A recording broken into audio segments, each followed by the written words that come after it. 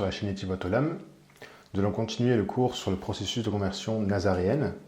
Aujourd'hui, nous allons voir les 4 types de commandements qui ont été établis en Actes, chapitre 15, versets 20 et 29. À quoi correspondent-ils exactement? Et pour cela, on ira regarder dans la Torah, dans Vaïkra, c'est-à-dire dans Lévitique. Nous avons décrit le contexte d'Acte 15 jusqu'à présent et le cheminement que le converti doit suivre. Nous avons vu également qu'Adonai ne faisait point de favoritisme. Il fallait donc être justifié par la foi dans un sacrifice et se mettre à l'œuvre. Les apôtres et l'Esprit, en accord, ont mis en place un minima, donc les 4 types de commandements que nous avons vus, qui se développent en 2 catégories. 2 types de commandements sur la sexualité, pour donner la vie, et 2 types de commandements sur la nourriture, pour rester en vie. On l'a vu que l'idée que les apôtres sont en train de développer, c'est la sanctification du converti, de façon à ce qu'il reste pur, pour être en communion constante par la Roa Kodesh avec Adonai. Donc aujourd'hui, nous allons voir si Adonai fait du favoritisme entre l'Israélite et le craignant Dieu, c'est-à-dire est-ce que la Torah est exclusivement pour le juif, c'est-à-dire pour l'Israélite, ou est-ce que la Torah est pour l'Israélite et le craignant Dieu? Et ça, c'est ce que nous allons voir et découvrir aujourd'hui dans le cours. Donc, on l'a vu un petit peu précédemment avec Acte 15. Le cours ici va se développer notamment sur les parachas Arachemot et la paracha Kedoshim, c'est-à-dire après la mort, et soyez saints comme je suis saint. Les 4 types de commandements qui sont exprimés dans Acte 15, ici, sont détaillés dans les chapitres 17, 18, 19, 20, jusqu'à 22 de Lévitique. Une fois que nous aurons posé la base des commandements du minima sur ces 2 parachutes, nous enverrons le converti, le disciple, à aller étudier d'autres passages de la Torah où les commandements sont davantage détaillés, où justement il y en a d'autres pour progresser, notamment vers la pureté. Dans Acte 15, nous avons vu que les apôtres demandent de s'abstenir. Et nous allons justement étudier le champ sémantique du mot s'abstenir en hébreu qui est chachak. Alors pour ce faire, nous allons prendre la méthode du tserouf qui consiste à prendre la racine trilitère du mot s'abstenir, notamment puisque c'est ce que nous allons étudier, par une combinaison, c'est-à-dire par un mélange des lettres, découvrir, si je puis dire, les anagrammes du mot et en même temps découvrir ce que le mot s'abstenir cache comme enseignement derrière toute cette méthode-là. Alors, le premier mot, c'est chachak, qui signifie donc s'abstenir, s'éloigner d'eux, rester loin d'eux, se garder. Si on mélange les lettres, on obtient aussi rekar, qui signifie parfum, composer un parfum, préparer un parfum. Nous avons également le mot reker, qui signifie rechercher, reconnaissance, méditation, fond, c'est-à-dire chercher jusqu'au fond. Chachak, qui signifie grincer des dents, de colère ou de malice également. Nous avons le mot karar, qui signifie raser, chauve, comme on retrouve dans Lévitique 13, verset 40, mais également dans Michée 1, verset 16, sous une forme d'humilité, c'est-à-dire que la personne qui est vraiment chauve, rasée, quelqu'un de humble. Karar, ça peut aussi se dire korar, donc Corée en français, c'est-à-dire celui qui se révolta contre Moshe. Et un dernier mot, qui lui n'a pas de signification, qui n'a pas de traduction dans le dictionnaire, donc on dira que c'est le silence. On l'appellera comme ça, pour montrer que finalement ces 6 mots, c'est-à-dire c'est ce facteur 3, puisque nous avons une racine trilitère, 3 fois 2 fois 1, c'est-à-dire 6 mots, en anagramme, pour étudier le champ sémantique du mot s'abstenir. Alors si on résume un petit peu ce qu'on vient de dire, s'abstenir, s'éloigner, se garder, c'est composer un parfum, c'est-à-dire prier, la prière, l'état de cœur. C'est aussi rechercher, méditer, approfondir la vérité, la vérifier comme les Juifs de Béré, comme on le voit dans Acte 17, verset 11, où les Juifs de Béré vérifiaient tout ce que les apôtres disaient dans le Tanakh, c'est-à-dire dans la Torah, avec les prophètes, les Ketuvim, de façon à vérifier si la vérité qui est prononcée par les apôtres est réellement ce qui est écrit dans la Torah. Cette méditation, on devra la faire jusqu'au bout, malgré la vérité rencontrée, qui pourrait effectivement faire grincer des dents, peut-être se révolter, se mettre en colère, soit parce que jusqu'à présent, on a découvert que la vérité est différente de ce qu'on nous avait présenté au préalable. Et donc toute la maîtrise sera de raser ces a priori, ces vérités anciennes, pour accepter la vérité telle qu'elle est, c'est-à-dire la nouvelle sève, la sève qui doit couler dans la branche qui est greffée sur l'olivier franc. En d'autres mots, s'humilier, accepter la vérité telle qu'elle est, ou, à contrario, il deviendra un Korach, c'est-à-dire Corée, qui se révolte contre les enseignements de Moshe, d'Aaron, et donc contre Dieu. Donc il n'acceptera pas la vérité telle qu'elle est présentée dans la Torah. Je renvoie pour cela aussi sur le blog de Netilot Olam, où justement il y a un cours sur le korartianisme qui est développé. À quoi correspond-il exactement aujourd'hui?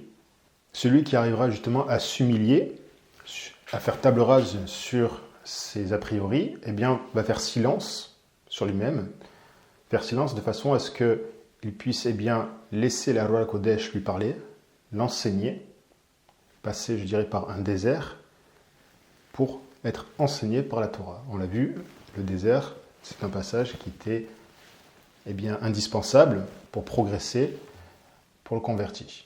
Soit il fait comme Corée, et dans ce cas-là, le silence n'est pas un silence qui est favorable, mais un silence qui lui sera défavorable, d'être mort spirituellement, c'est-à-dire de mourir, non pas à soi-même, mais de faire mourir eh bien, la vérité, ce qui est différent.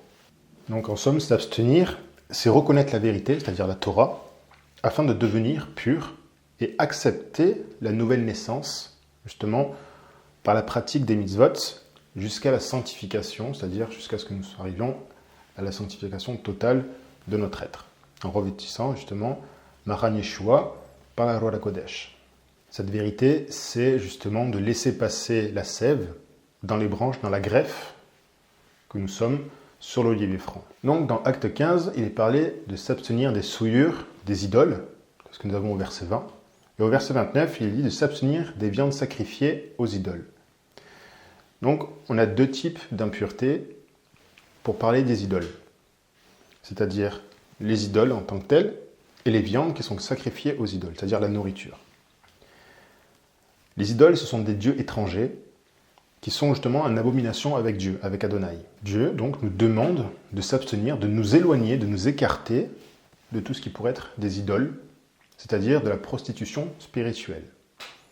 Comme nous avons l'exemple dans Deutéronome 32, versets 16 à 17, où il est dit « Ils ont excité sa jalousie par des dieux étrangers, ils l'ont irrité par des abominations, ils ont sacrifié à des idoles qui ne sont pas dieux, à des dieux qui ne connaissaient point, nouveaux, venus depuis peu, et que vos pères n'avaient pas craint. » D'où le fait de souligner qu'il faut s'abstenir des idoles pour ne pas souiller le temple en devenir, qui est le disciple, le nouveau converti. En ce qui concerne les viandes sacrifiées aux idoles, nous avons justement dans la paracha Arachemot, dans Lévitique 17, au verset 3 à 4, où il est dit « Si un homme de la maison d'Israël égorge dans le camp ou hors du camp un taureau, un agneau ou une chèvre, et ne l'amène pas à l'entrée de la tente d'assignation pour en faire une offrande à l'Éternel devant le tabernacle de l'Éternel, le sang sera imputé à cet homme, il a répandu le sang, cet homme-là sera retranché du milieu de son peuple. » Donc Adonai demande de faire des sacrifices à la tente de la rencontre, la tente de l'assignation, et de ne pas le faire à l'extérieur du camp. Ici, il est question de faire des sacrifices, c'est-à-dire de faire un korban. Donc, nous allons étudier qu'est-ce que cela signifie. Il n'est pas question ici de faire une shrita, c'est-à-dire d'égorger un animal, puis de le manger. L'idée ici est plutôt de faire un sacrifice pour le manger. Les différents sacrifices sont détaillés justement dans Lévitique 1 jusqu'au chapitre 7, où on voit les différents types de sacrifices qui étaient apportés à la tente d'assignation, au temple, plus tard. Il y a donc plusieurs sacrifices, et nous allons étudier deux dans ce cours-là, assez rapidement. Le premier pour expliquer qu'est-ce qu'un sacrifice, à quoi il sert, tout exactement, pourquoi.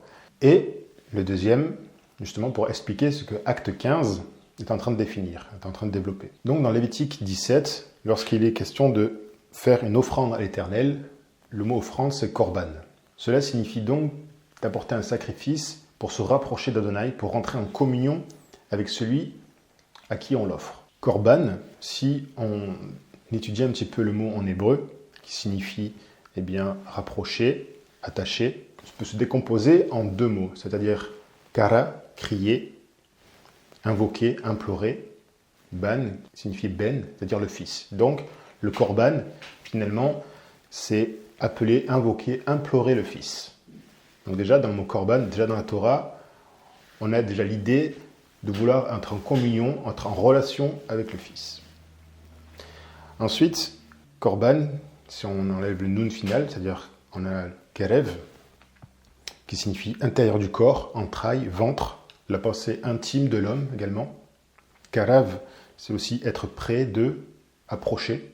Donc le korban, c'est un moyen de rapprochement par un sacrifice animal, donc physique, mais aussi de se rapprocher avec notre esprit, avec notre pensée intime du cœur, à celui à qui on l'offre, c'est-à-dire Adonai. Ceci se fait par la prière, et on peut préciser également que certains korbanot, c'est-à-dire le pluriel de korban, sont brûlés intégralement sur l'autel.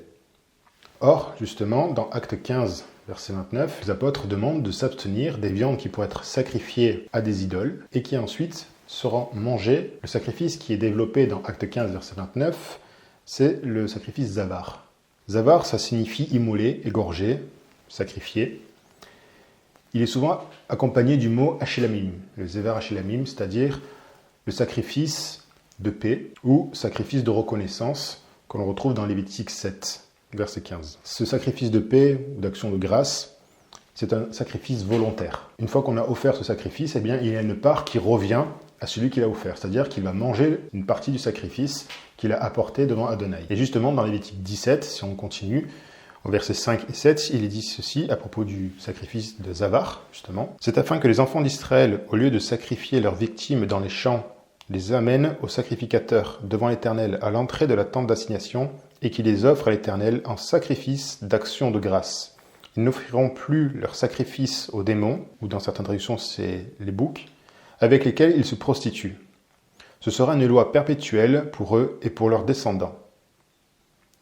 Au verset 8 et 9, il dit « Si un homme de la maison d'Israël ou des étrangers qui séjournent au milieu d'eux, c'est-à-dire des craignants Dieu, offre un holocauste ou une victime et ne l'amène pas à l'entrée de la tente d'assignation pour l'offrir en sacrifice à l'Éternel, cet homme-là sera retranché de son peuple. » Donc on voit que le sacrifice Zevar Hashelamim est offert à Adonai, à la tente d'assignation, et il ne doit pas être fait en dehors que dans le cadre qui est prescrit par la Torah.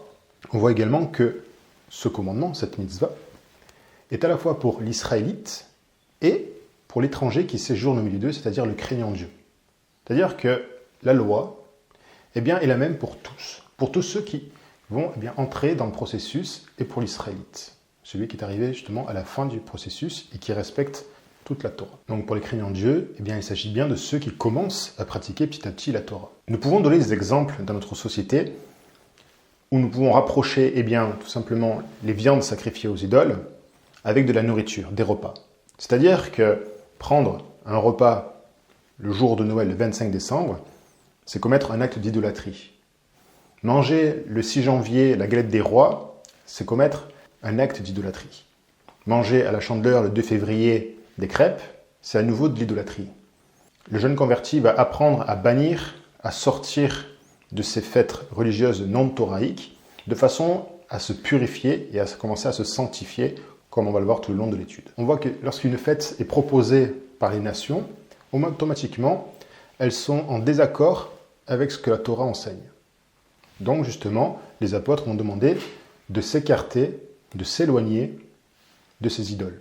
Donc la nourriture avec les idoles est à bannir. Maintenant, nous allons voir ce que les apôtres ont dit précédemment dans Acte 15, verset 20, parce que là nous avons vu verset 29, avec les viandes sacrifiées aux idoles. Là, nous allons voir de s'abstenir des souillures des idoles. Et donc, dans Lévitique 18, verset 21, il est dit « Tu ne livreras aucun de tes enfants pour le faire passer à Moloch, et tu ne profaneras point le nom de ton Dieu. » Donc, encore une fois, ici, il est interdit de pratiquer un culte païen, un culte non thoraïque, car cela, profanerait à la fois l'alliance faite avec Adonai et le nouveau converti, puisqu'il a été d'accord de rentrer dans l'alliance par la Tevila, et donc il lui est interdit de souiller le nom d'Adonai. Nous avons également dans Lévitique 19, verset 4, où il est écrit « Vous ne vous tournerez point vers les idoles, et vous ne ferez point des dieux de fonte. » Alors ici, il est parlé de faire des dieux de fonte, c'est-à-dire de faire des représentations d'idoles en 3 dimensions. Dans l'expression où il dit « Vous ne tournerez point », en hébreu, c'est « al tifenu ». Littéralement, ne pas, il tournera. Et la racine de tifenu, c'est fana, qui signifie tourner, donc, mais qui a également la même racine que panim, qui signifie visage, face. Or, panim, c'est un pluriel, donc il faudrait dire les visages, les faces. Or, dans notre contexte, il est au singulier, c'est-à-dire de ne pas tourner une seule face devant les idoles.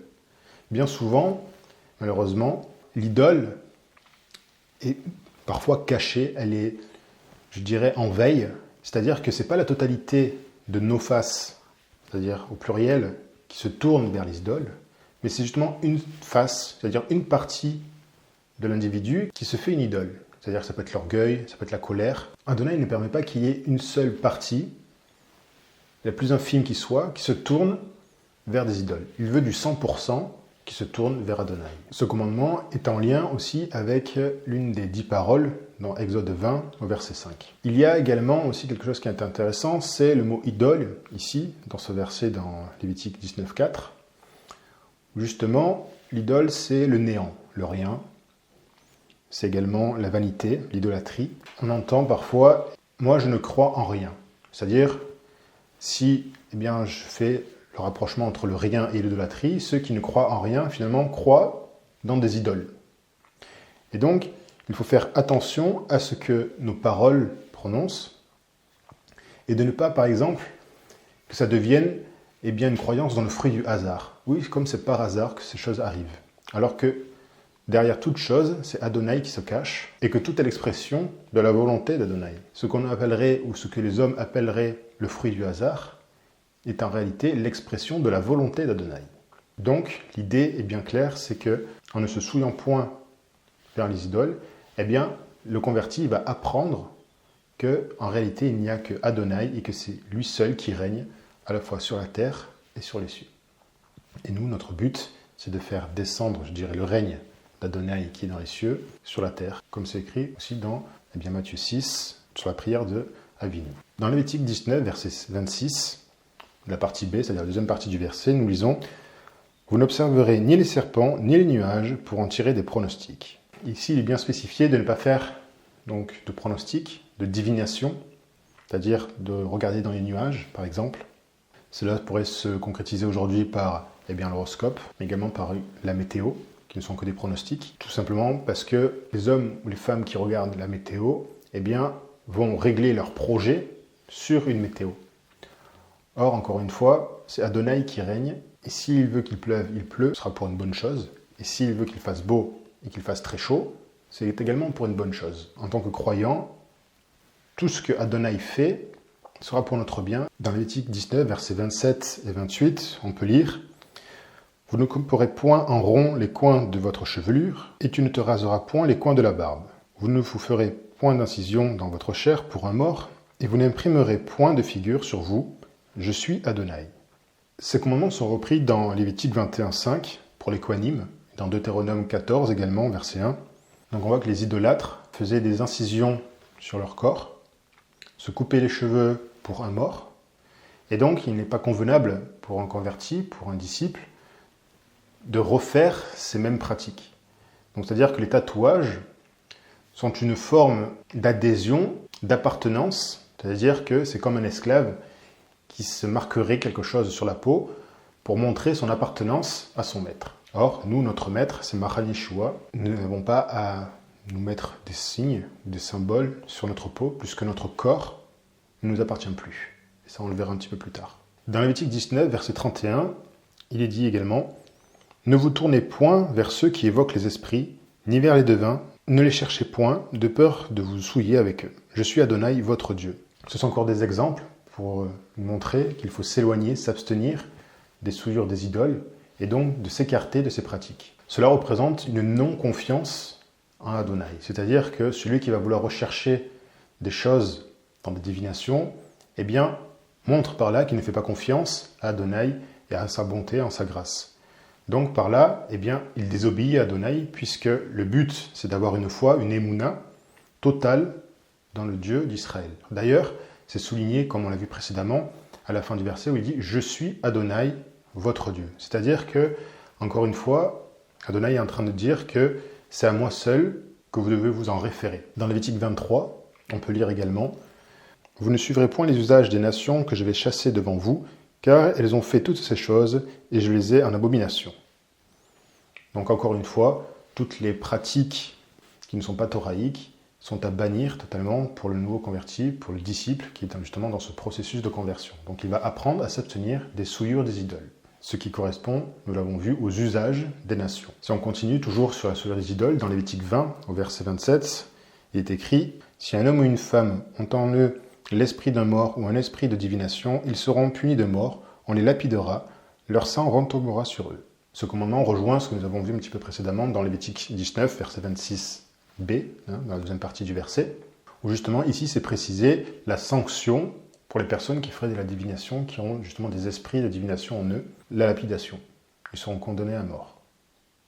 Et ça encore, c'est dans le processus de conversion où il va apprendre finalement les sanctions qui sont, eh bien, en rapport avec la désobéissance à Adonai. Si on s'arrête 2 minutes sur les sanctions, bien plus on va se sanctifier, plus la réprimandation va être aussi élevée. Si je fais une allégorie, un étudiant qui est en Sciences Po et qui rédige une lettre et qui fait des fautes d'orthographe, eh bien les sanctions ne tarderont pas à venir puisque cette personne-là est censée ne plus faire de fautes d'orthographe. A contrario, un enfant qui rentre en école élémentaire et qui apprend à rédiger une phrase et qui fait des fautes à chaque mot, les sanctions ne seront pas les mêmes, bien évidemment, puisque on va adapter la sanction, la sévérité, en fonction du niveau de la personne.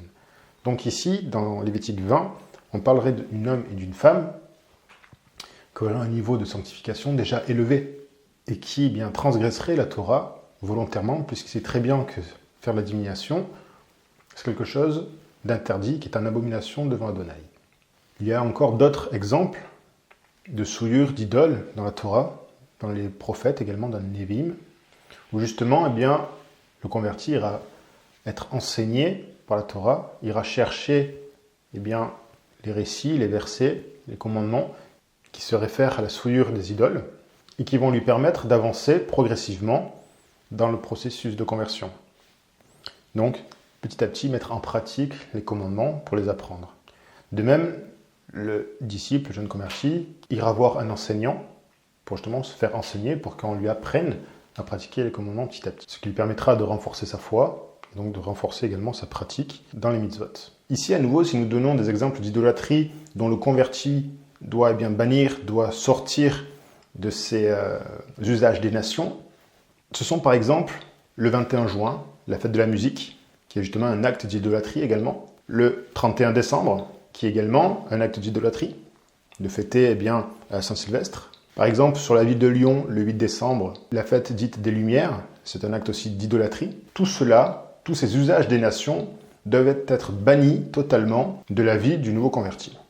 Dans Acte 15, il est également parlé de s'abstenir des animaux étouffés. Alors le mot étouffé, en hébreu, c'est chanak, qui doit être aussi compris comme étranglé, mais étranglé par strangulation, comme on le voit aussi dans Job, chapitre 7, verset 15, où il dit « Mon âme préférerait la strangulation », c'est-à-dire une mort violente. Donc on comprend que de ne pas manger, de s'abstenir des viandes étouffées, c'est de s'abstenir des animaux qui seraient morts par une mort violente, par une crise cardiaque par exemple, par une décharge, je dirais par quelque chose qui n'est pas prescrit. Nous l'avons vu préalablement que s'abstenir de manger des animaux étouffés, eh bien parler de 2 choses en une, c'est-à-dire de s'abstenir des animaux qui auraient été étranglés par strangulation, c'est-à-dire qui seraient morts avec violence, nous l'avons vu, mais également de s'abstenir du sang, de manger du sang, puisque si l'animal est étouffé, c'est-à-dire que le sang est encore dans la viande. Donc, on voit que c'est assez subtil de parler de s'abstenir de manger des animaux étouffés, puisque nous avons 2 recommandations dans une. Ne pas manger de viande étouffée revient à dire de ne pas manger de viande morte violemment, morte par strangulation, morte de façon violente. Et cela, aujourd'hui, dans notre société, ça représente beaucoup de viande. Choisir d'obéir aux apôtres, donc à la Torah, ou obéir à son ventre, déjà c'est un premier pas aussi pour le converti, pour le disciple dans son processus. Voyons dans Lévitique 17, versets 10 à 12, il est dit « Si un homme de la maison d'Israël ou des étrangers qui séjournent au milieu d'eux, c'est-à-dire des craignants Dieu, mange du sang d'une espèce quelconque, je tournerai ma face contre celui qui mange le sang, et je le retrancherai du milieu de son peuple, car l'âme de la chair est dans le sang. Je vous l'ai donné sur l'autel, afin qu'il servît d'expiation pour vos âmes, car c'est par l'âme que le sang fait l'expiation. C'est pourquoi j'ai dit aux enfants d'Israël, personne d'entre vous ne mangera du sang, et l'étranger qui séjourne au milieu de vous ne mangera pas de sang. » Encore une fois, la Torah, la loi, l'enseignement, il est à la fois pour l'Israélite et pour le craignant Dieu. Donc on voit qu'Adonai ne fait toujours pas de favoritisme, en fait, sur les mitzvot. Le sang est pour l'expiation de nos erreurs, de nos fautes, comme c'est dit exactement dans Hébreux 9, verset 22, où il dit « Presque tout, d'après la loi, est purifié avec du sang, et sans effusion de sang, il n'y a pas de pardon. » Cela sous-entend que pour faire couler le sang, il faut qu'il y ait un égorgement. Or, il est différent d'un égorgement qui aurait été réalisé après une mort violente de l'animal, puisque l'animal, lorsqu'il va mourir violemment, il va contracter automatiquement tous ses muscles, donc tout son sang va venir dans les muscles, auquel cas, eh bien, le sang ne va pas couler correctement de la bête, et donc la bête ne sera plus prescrite. Nous allons voir justement maintenant que la Torah, eh bien, va expliquer qu'il y a une progression pour le converti, pour le nouveau disciple, pour l'étranger qui va rentrer dans le clan d'Israël, notamment en ce qui concerne la nourriture. Donc on va prendre 2 exemples pour bien montrer qu'il y a une progression, même au niveau de ce qui est de la nourriture, c'est-à-dire de la viande. On va lire dans Lévitique 17, du verset 15 à 16, où il est dit « Toute personne indigène ou étrangère qui mangera d'une bête morte, d'un cadavre, ou déchirée, lavera ses vêtements, se lavera dans l'eau et sera impure jusqu'au soir. Puis elle sera pure. Si elle ne lave pas ses vêtements et ne lave pas son corps, elle portera la peine de sa faute. » Dans Deutéronome 14, verset 21, « Vous ne mangerez d'aucune bête morte, d'un cadavre donc. Tu la donneras à l'étranger qui sera dans tes portes afin qu'il la mange, ou tu la vendras à un étranger. » Ces 2 versets ne sont pas là pour être en opposition, mais ils sont là pour se compléter. En effet, dans Deutéronome, il est parlé du ger hachar, c'est-à-dire de l'étranger qui est dans les portes, tandis que dans Lévitique 17, il est parlé de l'étranger, du ger gour. Je vous renvoie aux parties précédentes où nous avons justement développé les différents types de convertis. Et ici, il est associé à l'indigène. En effet, l'étranger qui est dans les portes, il peut encore manger de la viande qui est déchirée, c'est-à-dire par des bêtes sauvages, ou qui est une bête qui est morte, un cadavre. Cela lui est encore toléré. Par contre, le ger gour, c'est-à-dire que petit à petit, lorsque le craignant Dieu, le converti, va apprendre les mitzvot, il va s'abstenir de manger des viandes qui sont déchirées et des viandes qui sont mortes. L'idée ici est claire, c'est que la Torah est en train de nous enseigner qu'il y a une évolution, une progression pour le converti, même en ce qui concerne la nourriture, la viande qu'il va manger. On voit également que dans Lévitique 17, cette progression se fait notamment dans la pureté. C'est-à-dire que si une personne, une craignant Dieu, un disciple qui est déjà bien avancé dans la Torah, dans les mitzvot, dans la pratique, et qui viendrait à manger une viande taref, c'est-à-dire une viande déchirée, il devra se purifier, c'est-à-dire passer par le mikvé, et le soir, il sera pur. Il lavera également ses vêtements. Donc on voit que la notion de pureté est en train d'être ingérée, d'être expliquée par la Torah, pour justement amener le converti à être sans cesse pur. Justement, on a vu que le mot pur, c'est tahor, et que justement, c'était pour faire pénétrer, pouvoir être poreux à la Ruach HaKodesh, d'être toujours en communion donc avec Adonai.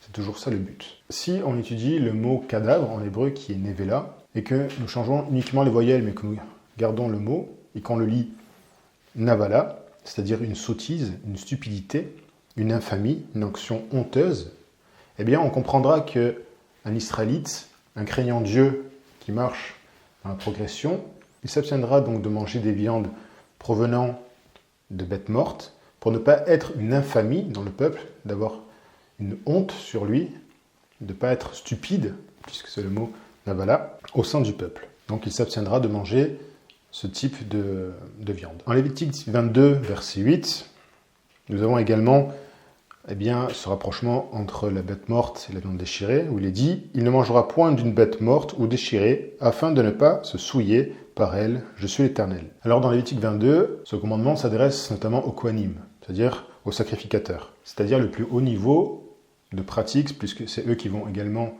apporter les sacrifices à Adonai, donc au niveau de la sanctification la plus élevée. De même, le converti, qui va arriver jusqu'à la stature du Ger Tzadik, c'est-à-dire de l'étranger juste, l'Israélite, devra s'abstenir de manger des bêtes mortes ou déchirées. En hébreu, le mot terefa signifie déchirer, et plus spécialement déchiré par des bêtes sauvages. C'est la racine taraf qui signifie ravir, donc déchirer également, mettre en pièces. Plus tard, avec le temps, le mot taref va regrouper l'ensemble des viandes qui ne seront pas à manger, c'est-à-dire des viandes qui ne seraient pas abattues comme la Torah l'exige, c'est-à-dire des viandes qui ne sont pas prescrites. Or, le mot en hébreu pour dire ce qui est prescrit, c'est le mot kasher. Donc, le converti, le disciple, lorsqu'il viendra à manger des viandes, il ne se trompera pas. Il mangera des viandes qui sont prescrites, c'est-à-dire des viandes kasher. Donc, l'on voit que s'abstenir des viandes étouffées, c'est le premier pas pour le converti. Et de s'abstenir progressivement des viandes déchirées, des cadavres, c'est le niveau suivant, tout simplement. Donc, on va à la progression pour le converti. Par suite logique, nous pouvons comprendre que les apôtres demandent de ne manger que des bêtes qui sont égorgées correctement. Il n'est pas question ici de réénumérer toutes les viandes qui sont pures ou impures, comme c'est écrit dans Lévitique 11. Donc, le converti ira piocher toutes les informations, puisque manger une viande étouffée rend impur. À plus forte raison, un animal qui est décrit par la Torah comme impur. Donc, le chapitre 11 de Lévitique décrit tous les animaux qui sont consommables et tous les animaux qui ne le sont pas, donc qui ne sont pas de la nourriture. Justement, pour notre perfectionnement, pour notre sanctification. Comme c'est écrit justement à la fin du chapitre 11, et nous allons le lire au verset 44 et 47. « Car je suis l'Éternel votre Dieu. Vous vous sanctifierez et vous serez saints, car je suis saint. Et vous ne vous rendrez point impurs par tous ces reptiles qui rampent sur la terre. Car je suis l'Éternel qui vous ai fait monter du pays d'Égypte, pour être votre Dieu et pour que vous soyez saints, car je suis saint. Telle est la loi, c'est-à-dire l'enseignement, touchant les animaux, les oiseaux, tous les êtres vivants qui se meuvent sur les eaux et tous les êtres qui rampent sur la terre, afin que vous distinguiez ce qui est impur de ce qui est pur, l'animal qui se mange et l'animal qui ne se mange pas. » Donc on voit très bien que le converti va apprendre progressivement à distinguer ce qui est pur de ce qui est impur. Petit à petit, en obéissant à la Torah, il va de lui-même apprendre à être responsable de ses actes. En continuant sur les animaux étouffés, en Lévitique 19, verset 26, cette fois-ci la première partie du verset, nous lisons « Vous ne mangerez rien avec du sang ». Ce passage se rattache, nous l'avons vu précédemment, à la souillure des idoles. Donc on voit qu'il ne convient pas de manger du sang pour souiller son corps. Encore une fois, notre corps ne nous appartient plus, il appartient à Maharan Yeshua. On le verra plus tard avec Paul, qui explique ce rapprochement entre le corps et le corps du Mashiach. Le converti va grandir dans la Torah en la mettant en pratique petit à petit, par l'obéissance. Dans Lévitique 20, versets 25 et 26, toujours sur le même thème, nous pouvons lire « Vous observerez la distinction entre les animaux purs et impurs, entre les oiseaux purs et impurs, afin de ne pas rendre votre personne abominable par des animaux, par des oiseaux, par tous les reptiles de la terre que je vous ai appris à distinguer comme impurs. Vous serez saints pour moi, car je suis saint, moi l'Éternel. Je vous ai séparés des peuples afin que vous soyez à moi. » Donc on reprend exactement ce qui est écrit dans Lévitique 11. On fait le rapprochement entre Lévitique 11 et la paracha Kedoshim, dans Lévitique 20. Nous sommes plutôt à la fin de la paracha Kedoshim et on apprend que le converti, qui est entré justement dans ce processus de sanctification, saura faire la distinction entre ce qui est pur et ce qui est impur. L'expression en français qui parle des personnes abominables, en hébreu, c'est nefesh shakatz. C'est-à-dire une âme, nefesh shakatz, horrible. Une âme d'idole. Donc en se souillant, en mangeant donc des viandes qui seraient impures, la personne rendrait son âme abominable. D'où l'importance que le converti apprenne à faire une distinction claire entre ce qui est pur et impur au niveau de la nourriture. Donc on voit que l'adage qui dit en français « eh bien on devient ce que l'on mange » est en fait thoraïque, puisque ce que l'individu va manger, si c'est pur, eh bien, elle sera pure, mais s'il est impur, son âme sera en horreur devant Adonai. Alors, si on fait une petite parenthèse, lorsque l'on mange un animal pur, par exemple eh bien, une vache, un veau, les caractéristiques de ces animaux purs sont qu'ils ont les sabots fendus, mais également qu'ils ruminent. C'est-à-dire que lorsqu'on ingère ces animaux, lorsqu'ils sont abattus correctement, eh bien, nous faisons participer en fait les caractéristiques de l'animal au-dedans de nous. C'est-à-dire que nous aussi, nous devons ruminer la Torah,